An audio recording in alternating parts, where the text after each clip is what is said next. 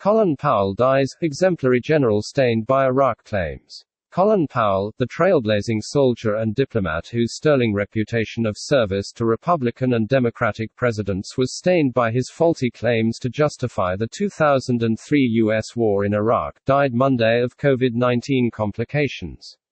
He was 84. A veteran of the Vietnam War, Powell spent 35 years in the Army and rose to the rank of 4-star general before becoming the first black chairman of the Joint Chiefs of Staff.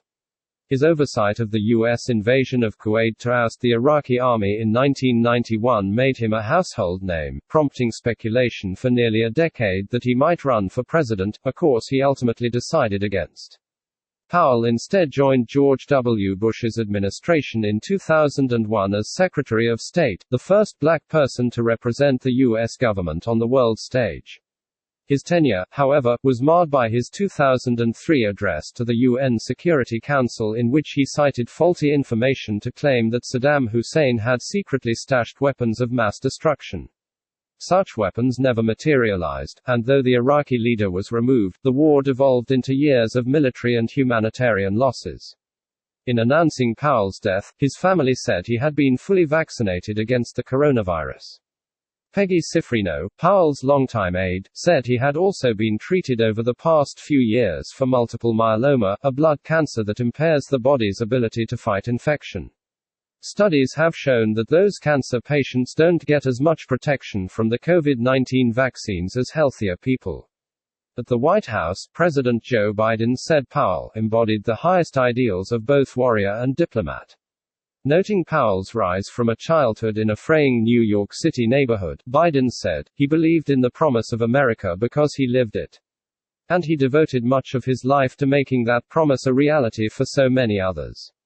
Flags were ordered lowered at government buildings, including the White House, Pentagon and State Department.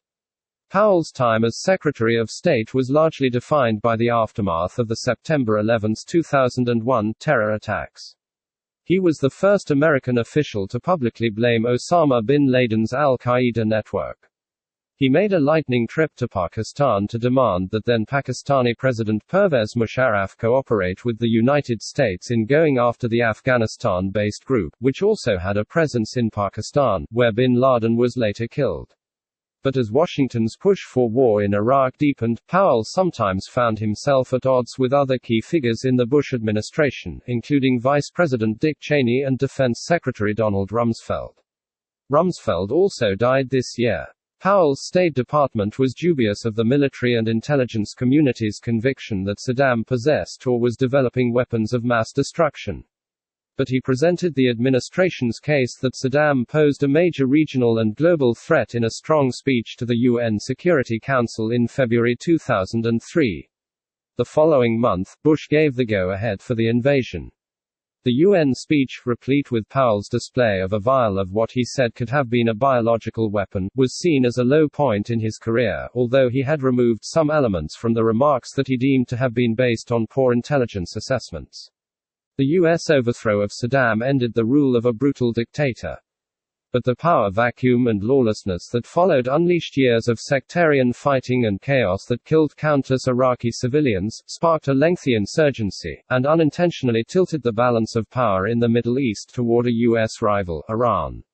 No Iraqi weapons of mass destruction were ever found. Still, Powell maintained in a 2012 interview with the Associated Press that on balance, the U.S. succeeded in Iraq.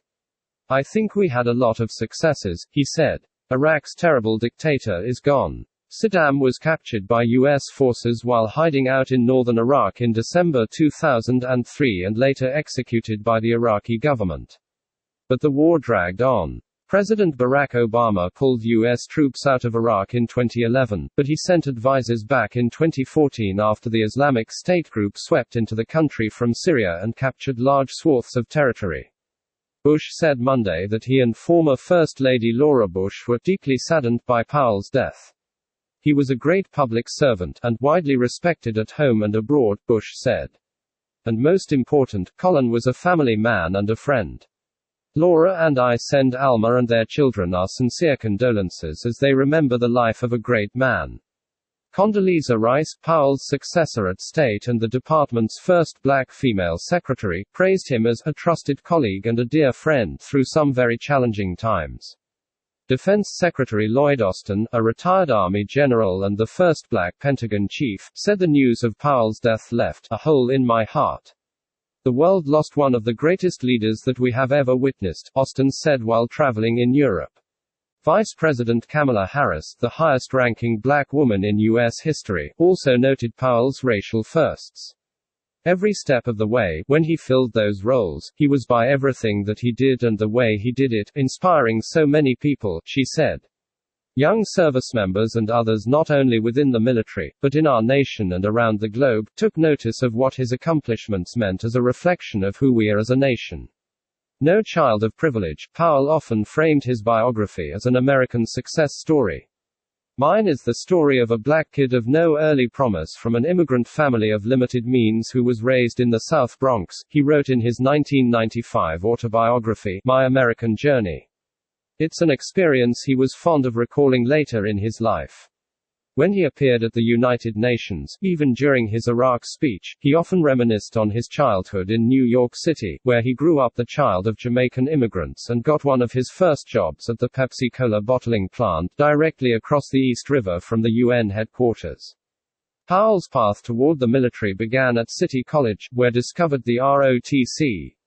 When he put on his first uniform, he wrote, I liked what I saw. He joined the Army and in 1962 he was one of more than 16,000 military advisors sent to South Vietnam by President John F. Kennedy. A series of promotions led to the Pentagon and assignment as a military assistant to Secretary of Defense Caspar Weinberger, who became his unofficial sponsor. He later became commander of the Army's 5th Corps in Germany and later was National Security Assistant to President Ronald Reagan. During his term as Joint Chiefs Chairman, his approach to war became known as the Powell Doctrine, which held that the United States should only commit forces in a conflict if it has clear and achievable objectives with public support, sufficient firepower and a strategy for ending the war. Though he gained national prominence under Republican presidents, Powell ultimately moved away from the party. He endorsed Democrats in the past 4 presidential elections, starting with Obama. He emerged as a vocal Donald Trump critic in recent years, describing Trump as a national disgrace, who should have been removed from office through impeachment. Thanks for watching. Please subscribe to our channel, hit that subscribe button right now and never miss an update of the latest and hottest news.